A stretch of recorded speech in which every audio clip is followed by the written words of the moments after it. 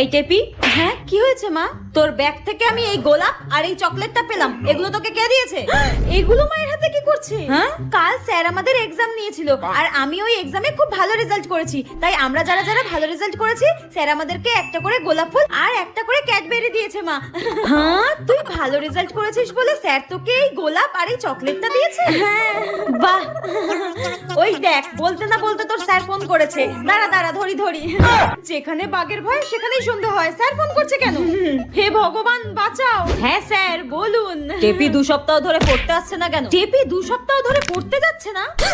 কিন্তু স্যার, কালকে তো আমার মেয়ে টেপি আপনার কাছে পড়তে গিয়েছিল। আপনি সরস্বতী পুজোর দিনও এক্সট্রা ক্লাস নিয়েছেন, পড়িয়েছেন। আমার মেয়ে ভালো রেজাল্ট করেছে বলে আপনি ওকে গোলাপ ফুল চকলেট দিয়েছেন, তাই না? কালকে তো আমি কাউকে পড়াইনি।